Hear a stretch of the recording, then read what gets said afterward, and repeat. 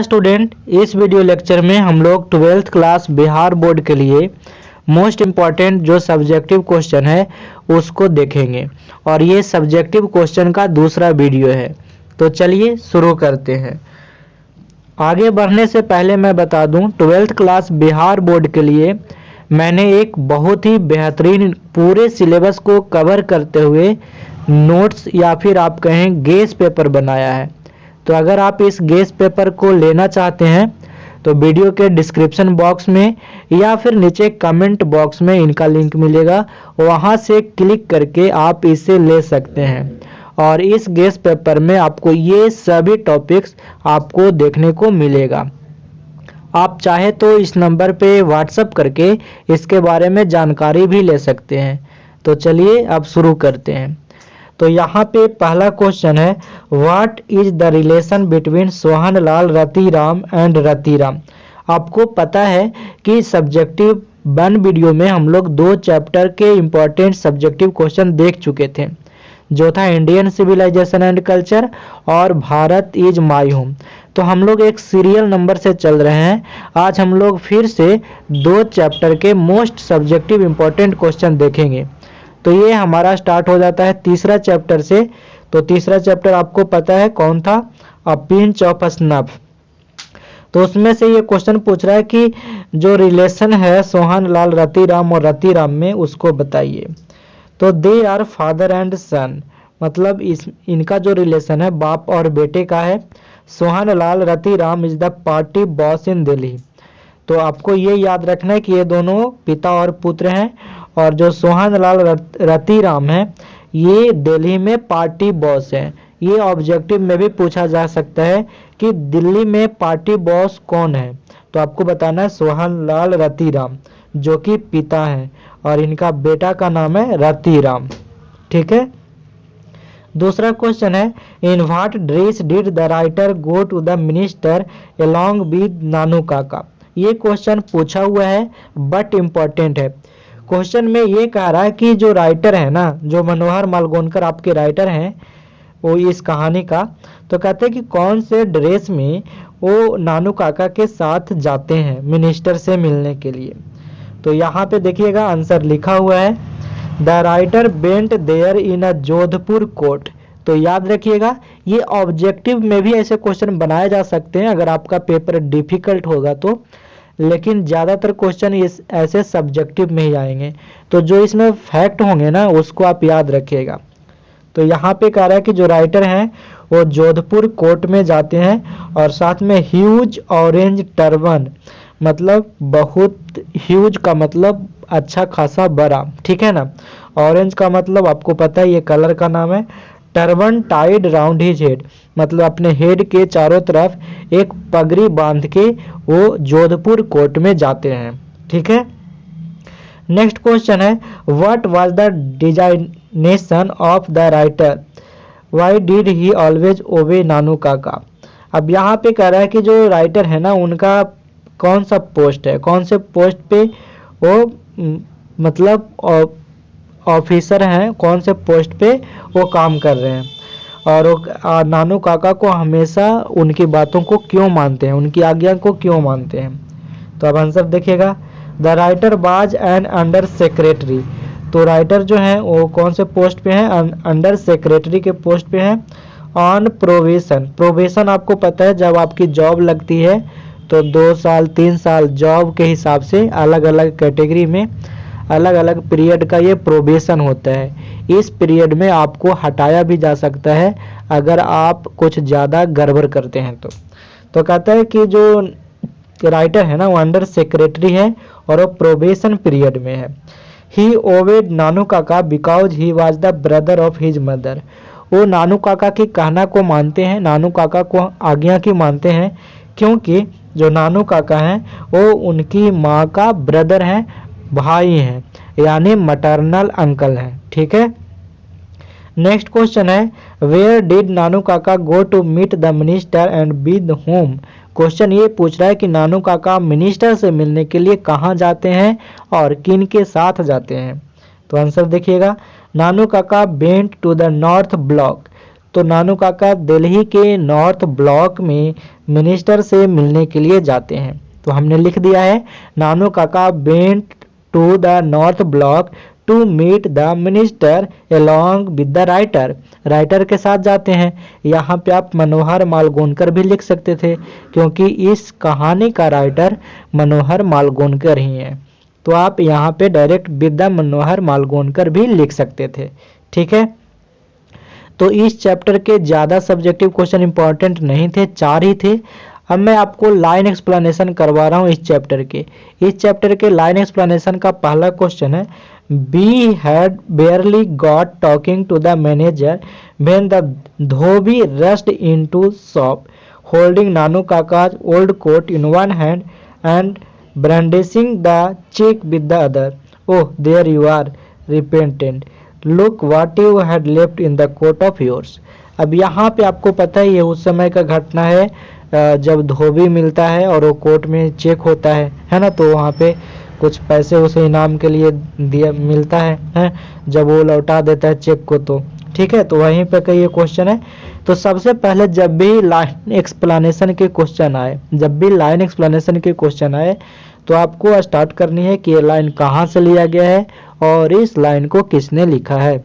यहाँ पे मैं आपको ये बातें नहीं लिखा हुआ, लेकिन मैं आपको समझा रहा हूँ।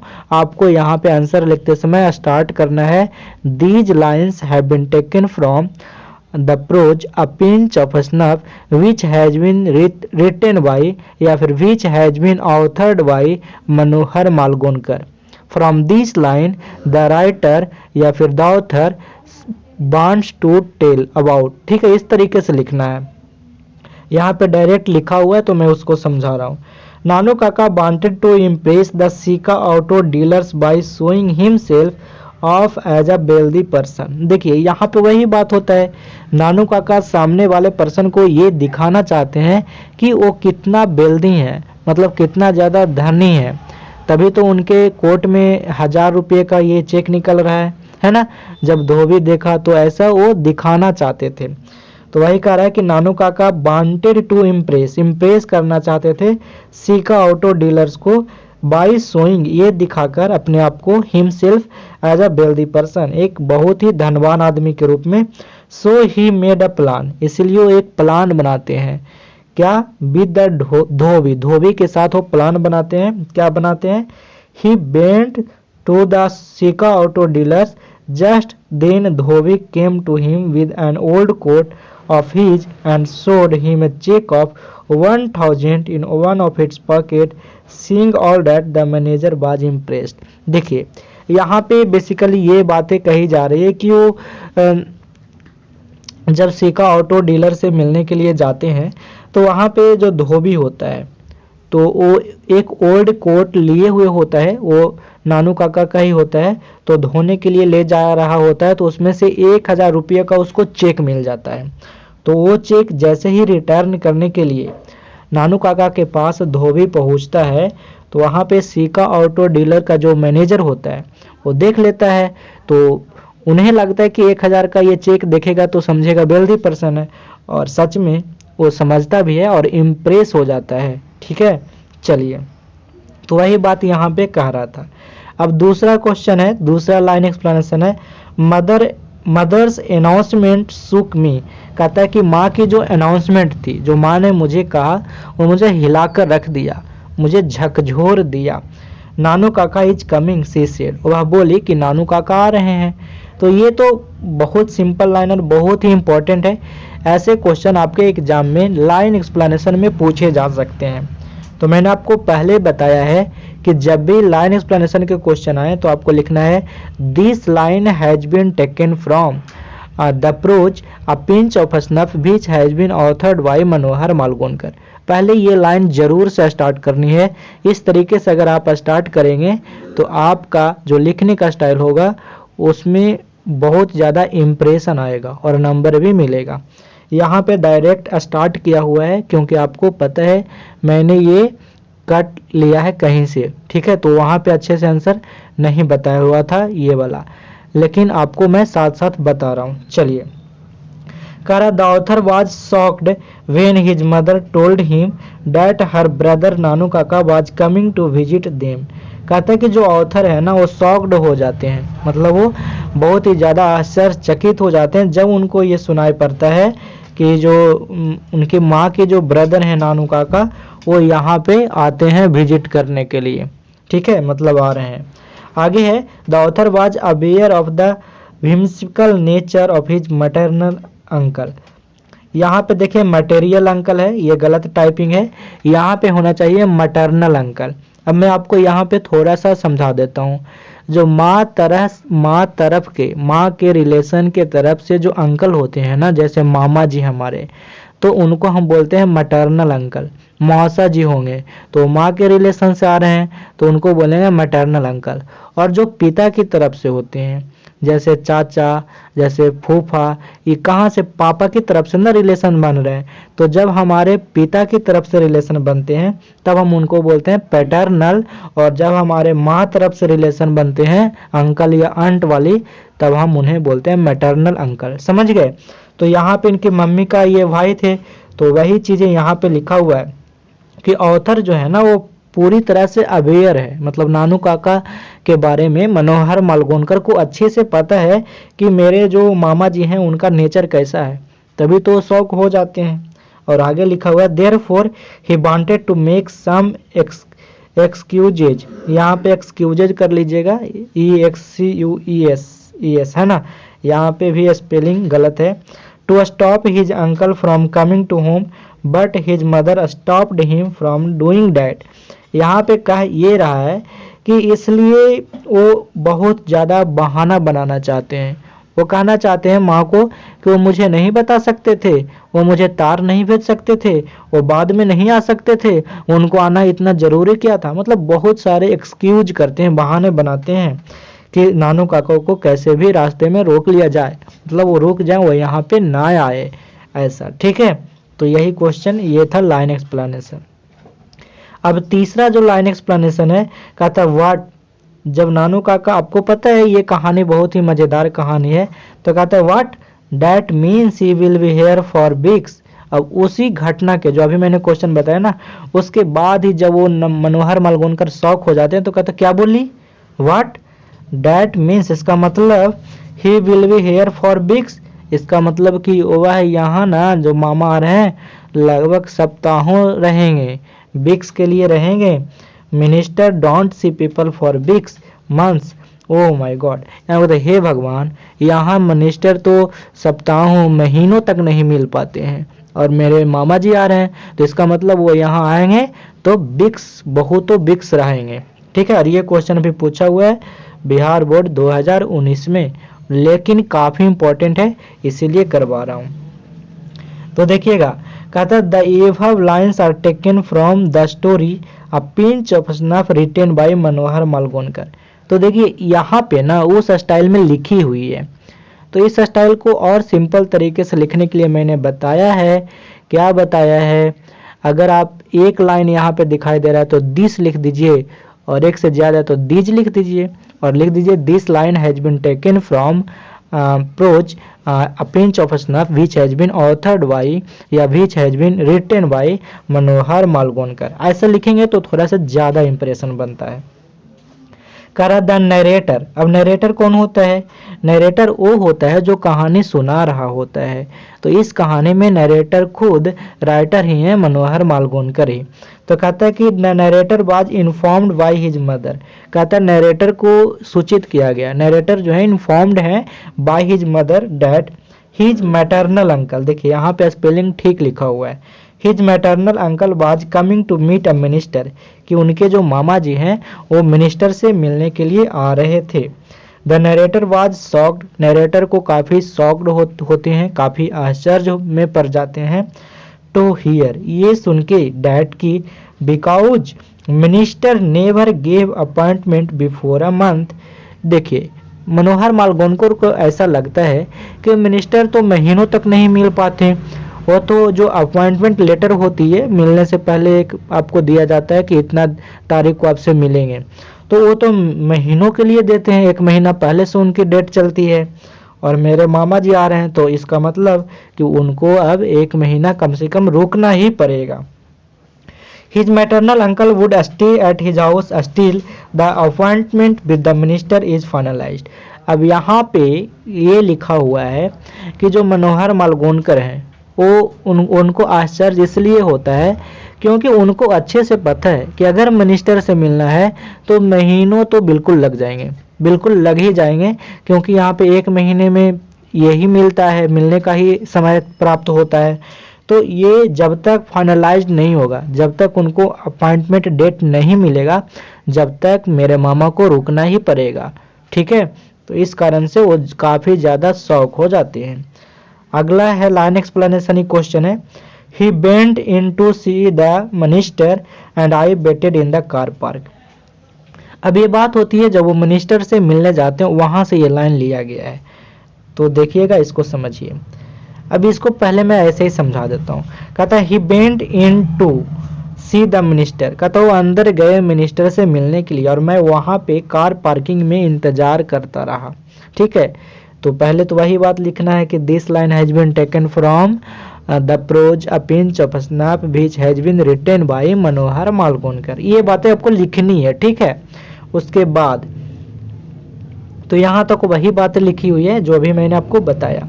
कहता द नरेटर सेज, नरेटर कहते हैं दैट हीज मैटरनल अंकल नानू काका बेंट इन का मतलब अंदर गए, रूम के अंदर या फिर किसी बिल्डिंग के अंदर। बेंट इन का मतलब अंदर गए। To see the minister while he waited in the car park, जबकि जो मनोहर मालगोनकर हैं वो उनको वो कार पार्क में ही वेट कर रहे हैं, मतलब कार की जो पार्किंग होती है ना बाहर, वहाँ पे मनोहर मालगोनकर इंतजार कर रहे हैं और नानू काका उसके ऑफिस के अंदर मिलने गए हैं। ठीक है, तो वहाँ पे ये बातें होती है, तो ये बातें आपको लिखनी है। अब नेक्स्ट क्वेश्चन है, I called the dhobi and uncle gave him the coat and took him outside and had a talk with him. अब यहाँ पे देखिए, ये जो बात है ना, अभी मैंने आपको जो बातें बताई वहीं से ये बातें ली गई है, मतलब वहीं का लाइन ये भी है और ये पूछा हुआ है बिहार बोर्ड 2021 के एग्जाम में। तो ये अभी भी इम्पोर्टेंट है। ठीक है, फिर से पूछा जा सकता है क्योंकि काफ़ी इम्पोर्टेंट लाइन है। तो सबसे पहले तो वही लिखना है, वही रटा रटाया जो मैंने आपको बताया कि these line have been taken from. अगर दीज लाइन्स लिखिएगा तो हैव लगाइएगा और दिस लाइन लिखिएगा तो हैज लगाइएगा, सिंपल सी बात। तो यहाँ पे 2-3 लाइन है, सेंटेंस नहीं देखना है, लाइन देख के आप समझ सकते हैं, कोई भी लगाएंगे तो चलेगा, सही है। तो यहाँ पे लिखा हुआ है the said line are taken the lesson a pinch of snuff. ये अपने स्टाइल में लिखा हुआ है। ठीक है, मैंने आपको अपना स्टाइल बता दिया है। लिखा हुआ है the writer had called the dhobi and his uncle gave him the coat and took him outside to chalk out the plan in order to impress the Sika auto dealer. अब यहाँ पे कहता है कि जो ये राइटर हैं वो धोबी को बुलाते हैं, है ना, और the writer had called the dhobi, writer dhobi को बुलाते हैं and his uncle gave him the coat, और जो उनके अंकल हैं वो कोट देते हैं धोबी को, है ना, और उससे कुछ बातें होती है। एक्चुअली तो प्लान बन रहा होता है ना, इन ऑर्डर टू इम्प्रेस, किस लिए बातें होती है, इसलिए कि वो इम्प्रेस कर सके सीका ऑटो डीलर के लिए। ठीक है, सीका ऑटो डीलर को इम्प्रेस कर सके। ठीक है, तो यहाँ पे ये था 5वां क्वेश्चन। अब हम चलते हैं नेक्स्ट चैप्टर के मोस्ट इम्पॉर्टेंट सब्जेक्टिव क्वेश्चन की तरफ। तो अगर आप नए हैं तो चैनल को सब्सक्राइब कर दें और एक लाइक ज़रूर दे दें क्योंकि यहाँ पे मेहनत लग रही है। ठीक है, चलिए, तो पहला क्वेश्चन है what does Martin Luther king अर्ज हिज पीपल टू डू। अब यहाँ पे कहता है कि जो मार्टिन लूथर किंग है ना, आपको पता है आई हैव अ ड्रीम से ये क्वेश्चन लिया गया है। कहता है क्या अर्ज करते हैं, अर्ज का मतलब रिक्वेस्ट करना, बोलना, है ना, आग्रह करना। ठीक है, तो कहता है लोगों से क्या अर्ज करते हैं, how should it be conducted, और वो कैसे कंडक्ट किया जाता है, उसको कैसे ट्रीट किया जाता है, उस भाषण को, मतलब वो जो अर्ज करते हैं उस बात को। तो देखिएगा, कहता है Martin Luther king asks the नेग्रोज, आपको पता है, मैंने बताया था ऑब्जेक्टिव क्वेश्चन में नेग्रो किसको कहते हैं, तो ब्लैक पीपल को नेग्रो बोला गया है। ऑब्जेक्टिव में पूछ सकता है, याद रखिएगा। तो कहता है कि मार्टिन लूथर जो किंग है ना, वो नेग्रो को कहते हैं, क्या कहते हैं, to follow the path of non violence. वो कहते हैं कि अगर तुमको आज़ादी लेना है, अगर तुमको अपने जंग में जीत हासिल करनी है, तो तुम लोग नॉन वायलेंस के पाथ को फॉलो करो, अहिंसा के जो पार्ट है ना उसको समझो और उसके जो रास्ते हैं ना उस पर चलो। और आपको पता है मार्टिन लूथर किंग इंडिया के कौन से पर्सन से काफ़ी ज़्यादा प्रभावित थे, कमेंट में बताइएगा, मैंने आपको बताया है ऑब्जेक्टिव में ही। ये नॉन वायलेंस आपका हिंट है, इससे समझ आ जाएगा। इंडिया में एक बहुत ही फेमस जो लीडर हैं वो नॉन वायलेंस है ना, आपको इतना से हिंट मिल गया होगा।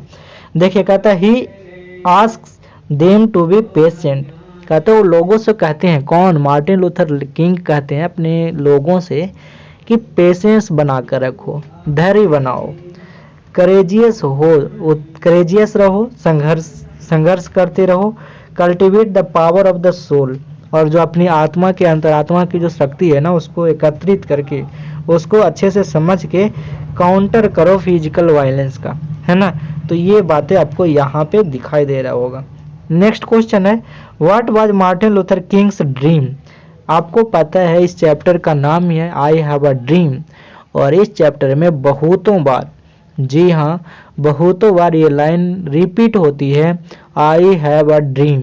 तो यहाँ पे क्वेश्चन ये बहुत ही इंपॉर्टेंट हो जाता है कि मार्टिन लूथर किंग का ड्रीम क्या था, एलोबरेट करिए, समझाइए।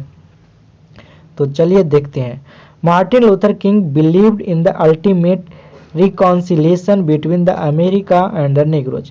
कहता है कि मार्टिन लूथर जो किंग है ना वो बिलीव करते थे, मतलब ऐसा विश्वास था उनको कि जो अल्टीमेट रिकॉन्सिलिएशन है, मतलब जो अंतिम प्रयास जो होगा उसमें हम चाहेंगे कि जो अमेरिका के जो लोग हैं और जो नेग्रोज लोग हैं उन लोग साथ साथ मिलकर रहें, साथ खाना खाएं, साथ बैठें उठें, है ना।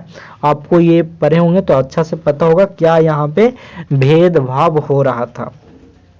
कहता है it was the idea of reconciliation that he expressed by reiterating his dream in various detail।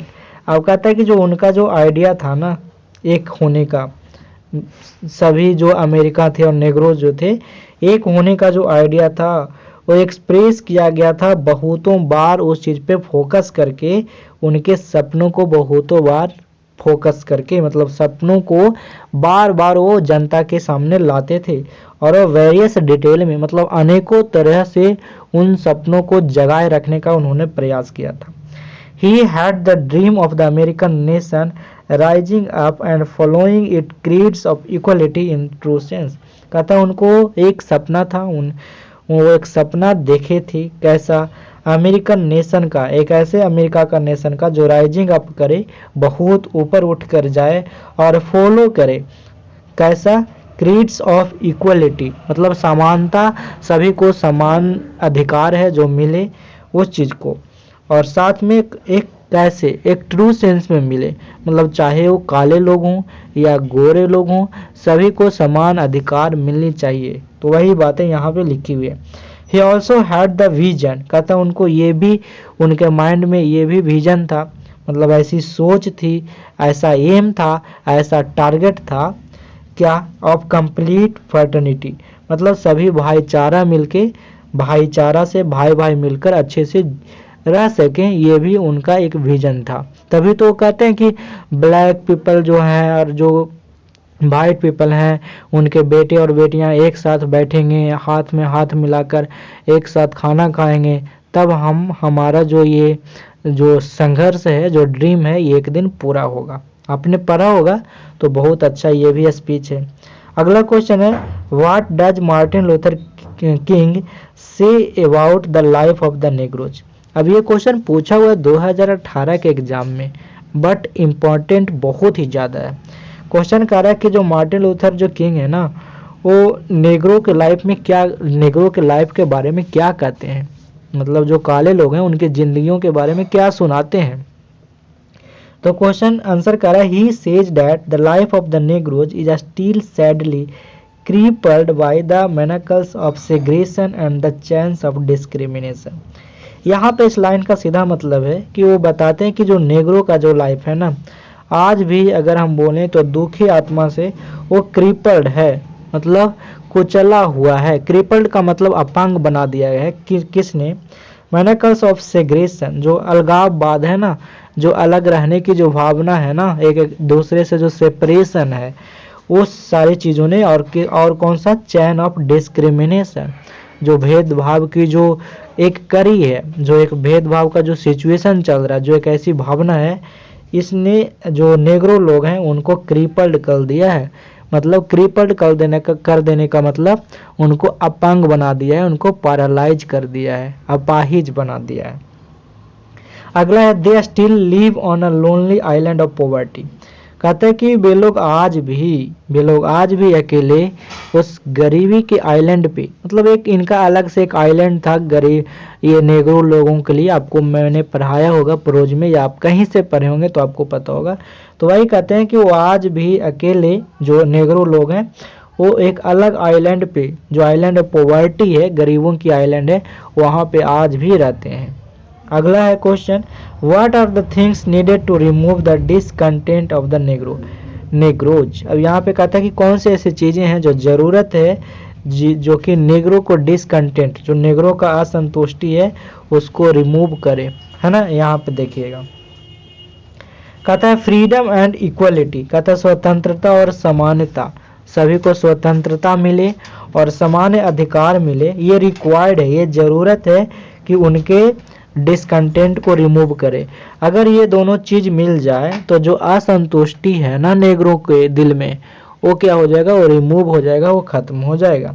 They must be provided with equal opportunities for their development, कहता है कि उन लोगों को ना जरूर से जरूर सामान्य तरह की अवसर मिलना चाहिए हर क्षेत्र में, ताकि वो अपना डेवलप जो उनका है उनका विकास हो सके, उनकी डेवलपमेंट हो सके। ठीक है। Their cultural identity must be protected, और ऐसा भी ना हो कि उनकी जो सांस्कृतिक जो उनका पहचान है, उनकी अपनी कल्चर होगी ना, उनका अपना रहने सहने का अलग तौर तरीका होगा, तो वही कहते हैं कि उनकी जो कल्चरल आइडेंटिटी है, जो उनकी सांस्कृतिक जो पहचान है वो भी बचा रहे, और उस पहचान के साथ साथ उनका मतलब हर तरह का अधिकार मिले। ठीक है। चलिए नेक्स्ट क्वेश्चन है what is the pledge of the negroes, कहता है नेग्रो का क्या प्लेज है, क्या उनका कसम है, क्या उनका मतलब कहिए तो एक प्रतिज्ञा है। When will they be satisfied, और वे कब संतुष्ट होंगे। तो क्वेश्चन का आंसर कहता है the negroes have made a sacred pledge, तो कहता है कि नेग्रो जो लोग हैं ना, उन लोगों ने एक बहुत ही सेक्रेड प्लेज किया है, मतलब एक बहुत ही एकदम कसम खाया है, एक कंप्लीट प्रतिज्ञा किया है, ऐसा समझ लीजिए। टू मार्च फॉरवर्ड मतलब आगे बढ़ते रहने का ही, एंड कंटिन्यू देयर स्ट्रगल, और अपने स्ट्रगल को बनाए रखने का ही। कहता दे विल बी सेटिस्फाइड, कहता वे तब खुश होंगे, तब संतुष्ट होंगे, only when they receive justice in every field of life, जब उनको हर फील्ड में, हर तरह के अपॉर्चुनिटी में उतना ही फायदा मिलेगा जितना एक वाइट पीपल को मिलता है। जब उनको मिलने लगेगा, जब वो रिसीव करेंगे, तभी वो संतुष्ट होंगे। नेक्स्ट क्वेश्चन है what is the tragic fact, कहता क्या दुख वाली बात है, कहता दुख देने वाली कौन सी बात है। That Martin Luther King mention, जो मार्टिन लूथर किंग बताते हैं कौन सी दुख देने वाली बात है। Why is it too so tragic, कहता इतना ज़्यादा ये दुख देने वाली कैसे है, मतलब जो बात है उसकी बात कर रहे हैं। कहता द ट्रेजिक फैक्ट, कहता है जो दुख वाली बात है ना, is that the negroes are not free, कि नेग्रो आज भी फ्री नहीं है। And it is tragic that the Americans have not honoured the commitment of their great president, अब यहाँ पे कहता है कि इससे बड़ी दुख की बात तो ये है कि अमेरिका आज भी, अमेरिकन जो लोग हैं, जो अमेरिका के वाइट पीपल हैं, उनके बारे में कह रहा है, वो आज भी ऑनर्ड नहीं करते हैं, आज भी सम्मान नहीं देते हैं, आज भी वो उस बात की इज्जत नहीं करते हैं जो कि कमिटमेंट किया गया था ग्रेट प्रेसिडेंट के द्वारा। हो ये बात ऐसे समझिए, हुआ ये था कि नेग्रो के लिए जो प्रेसिडेंट थे ना, इसके पहले वाले, जब यहाँ पे भाषण दिया जा रहा है, ये चीज़ें हो रही है स्ट्रगल, तो इसके पहले के जो प्रेसिडेंट थे उन्होंने वादा किया था कि मैं नेग्रो के लिए ये करूँगा, पूरा समानता दूंगा, ऐसा ऐसा बातें हुई थी। लेकिन उन प्रेसिडेंट का जो बात था ना, उनको भी ऑनर नहीं कर रहे, उनकी भी इज्जत नहीं कर रहे, उनकी बातों की भी इज्जत नहीं कर रहे, ऐसा बात यहाँ पे किया जा रहा है। ठीक है जी।